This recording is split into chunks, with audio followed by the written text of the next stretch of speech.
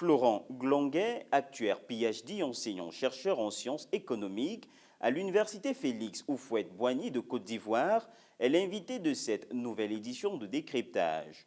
Dans ce nouveau numéro, il évoque les causes de l'incapacité de certains pays africains à rembourser leurs dettes. Florent Glonguet, bienvenue sur Africa 24. Beaucoup a été dit, des experts se sont exprimés. Quel bilan portez-vous de l'édition 2024 de la conférence économique africaine? Merci beaucoup pour la question. Je suis ici en tant que chercheur pour présenter un papier sur la Covid-19 et la résilience des marchés financiers. Ce papier, en fait, qui est d'intérêt pour la conférence parce qu'elle traite de tous les aspects liés au développement des marchés financiers. Si je veux rentrer dans le but de ma recherche, quelle est l'importance de ma recherche? Je dirais qu'aujourd'hui, les marchés financiers jouent un rôle important dans la croissance économique. Et donc, assurer leur stabilité conditionne en fait la croissance durable de nos pays africains. Nos pays africains aujourd'hui, pour se développer, ont besoin de développer en fait leur marché. Et donc, mes travaux ont essayé de voir en fait dans le cas de la Covid-19, est-ce que nos marchés, quel a été le comportement de nos marchés financiers? Et quand je parle de marchés financiers, je fais référence à tous les marchés financiers africains.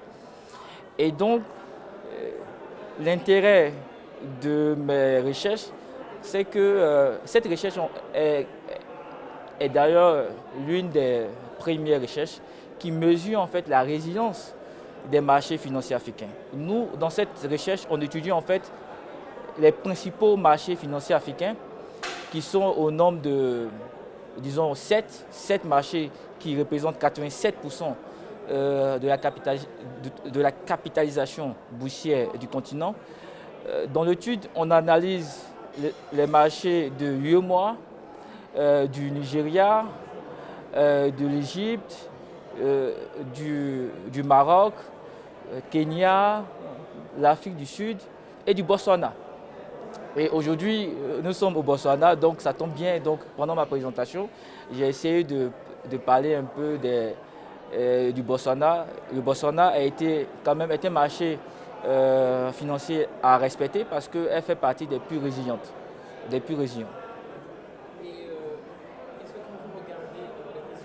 Quel message à retenir et partager? J'aimerais insister sur le travail de recherche en lui-même. Le travail de recherche, qu'est-ce qu'il a fait? On a essayé d'évaluer en fait le risque systémique induit par la crise Covid-19. Et en le faisant, on a essayé de déterminer en fait ce qu'on appelle dans le système balois le capital économique, qui est en fait les fonds propres dont les investisseurs ont besoin pour se couvrir du risque. Et donc, quand on a évalué le capital économique en mobilisant en fait des outils avancés, parce que l'innovation de ce travail, c'est qu'il combine des outils statistiques avancés qui ne sont pas encore utilisés, qui sont rarement utilisés dans la littérature scientifique, comme par exemple la théorie des valeurs extrêmes conditionnelles qui permet de mesurer les risques extrêmes sur les marchés financiers et aussi les copules qui permet de mesurer en fait les interdépendances entre les marchés financiers. Et donc, quand on a appliqué toute cette méthode technique et qu'on a abouti en fait aux valeurs de résilience, parce qu'à la fin, il faut évaluer la résilience de chaque marché. Qu'est-ce qu'on a remarqué? C'est que quand on a analysé les valeurs de résilience, on s'est rendu compte que la crise de Covid-19 a exacerbé les risques extrêmes sur nos marchés. Autrement dit, nos marchés, pendant la Covid, on a montré ces valeurs de résilience ont montré que nos marchés étaient très vulnérables. Très vulnérables, contrairement aux autres marchés, parce que l'étude aussi étudie aussi d'autres marchés européens et puis le marché américain. Donc nos marchés financiers sont très vulnérables. Et on a aussi vu que il y a en fait une hétérogénéité au niveau des résultats, au niveau des marchés. C'est-à-dire que quand on analyse les valeurs de résilience, on se rend compte que d'autres marchés ont mieux résisté à la crise Covid-19, tandis que d'autres marchés, comme l'UEMOA, ont été plus affectés. Cela est dû à plusieurs facteurs. Le premier facteur, c'est la structure des investisseurs, la base des investisseurs. Aujourd'hui, les marchés qui résistent bien aux crises, à la crise Covid, par exemple, dans le cas de la crise Covid, ont en fait une participation des investisseurs locaux plus active. C'est-à-dire que dans la base des investisseurs, il y a plus d'investisseurs locaux, il y a plus d'investisseurs, ou du moins une grande quantité des investisseurs locaux, contrairement à la zone UEMOA, où il y a en majorité des investisseurs étrangers qui rapatrient en fait des capitaux. Donc il y a une fuite de capitaux sur nos marchés pendant la crise et cela a un effet direct sur en fait, la décroissance des rendements boursiers. C'est très bien dit, ce sont des jolis messages. Mais comment passer à l'action pour que l'année prochaine, on puisse déjà voir quelques résultats? Mais je pense que comme perspective, je pense que on va essayer de parler des perspectives de recherche futures. Parce qu'aujourd'hui, à la conférence ici, j'ai été invité pour présenter cette étude.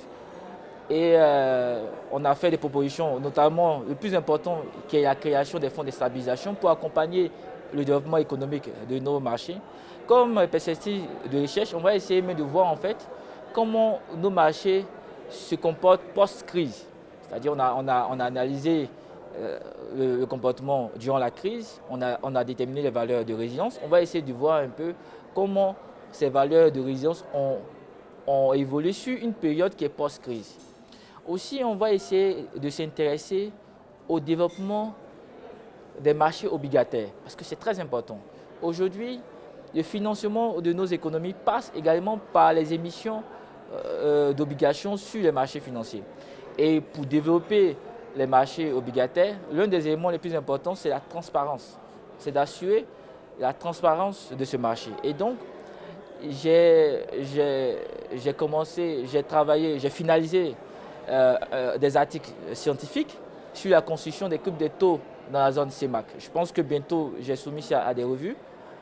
Quand ça sera publié, si vous m'invitez, bien sûr, j'aurai l'opportunité d'en parler. Donc, les coupes de taux sont importantes pour développer nos marchés obligataires parce qu'elles permettent aux émetteurs de fixer, de tarifier en fait le coût de leurs émissions.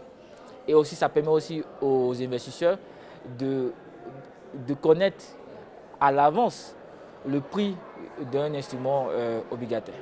Donc, c'est vraiment un outil d'information qui est très important pour accélérer en fait le développement du marché obligataire, donc de la zone CEMAC. J'en ai déjà fait dans la zone UEMOA où j'ai publié près de 10 publications sur la construction des coupes des taux UEMOA. Aujourd'hui, je m'attaque au marché CEMAC en tant que chercheur parce que chercheur africain dit s'intéresser à plusieurs zones économiques. Comme dans cette étude sur la résilience, on a étudié, vous avez vu les pays maghrébiens, on a étudié aussi l'Afrique de l'Est, l'Afrique. Voilà, donc on a essayé d'étudier un peu tous les pays africains. Dans cette même veine aussi, au niveau de la construction des coupes de taux, on va aussi s'intéresser. On va bientôt publier des articles sur la zone CEMAC. Comme vous l'avez dit, aujourd'hui en Afrique, une vingtaine de pays sont au bord de l'insolvabilité. C'est-à-dire, ils sont dans l'incapacité de payer leurs dettes. Quelle aide proposez-vous à ces pays? Oui, en fait, oui. Je pense que le chercheur doit être à la fois technique, scientifique, mais aussi à la fois aussi commercial. Il doit aussi d'un point de vue savoir vendre ses travaux, il doit aussi faire des démarches au niveau des décideurs politiques pour pouvoir valoriser ses travaux. Je pense que le changement suit. Donc il faut juste simplement travailler vite, ne pas produire et laisser les choses se faire de manière. Aujourd'hui, on sera obligé d'avoir des méthodes d'estimation pour pouvoir les mettre sur le marché parce qu'on a des niveaux d'endettement qui sont assez importants. Donc, face à cela, à ce risque souverain qui commence à se dessiner, les pays voudront avoir des outils innovants, un peu comme ce que j'ai présenté ici, et même ce que j'ai présenté lors de la conférence organisée par l'AMF UEMOA. L'AMF, c'est Autorité des marchés financiers de l'UEMOA. On a organisé une conférence où j'ai présenté un papier sur la modélisation des coûts de métaux hybrides pour la zone UEMOA qui a été publié dans une grande revue française. Et donc, je pense qu'avec le temps, avec le niveau de la dette, les gouvernements vont comprendre que, comme dans les pays européens, ils ont besoin d'avoir des conseillers qui sont des scientifiques, qui au-delà, qui ne disent pas des choses, qui disent des choses basées sur des outils mathématiques. Je le dis parce que dans une autre vie, j'ai été banquier. Oui, j'ai été dans le groupe Attijari Alpha Bank. Et donc, j'ai travaillé avant de faire de la recherche. Et donc, je connais un peu l'environnement. Je sais un peu certaines choses parce que les pratiques au niveau bancaire ne sont pas différentes au niveau des États.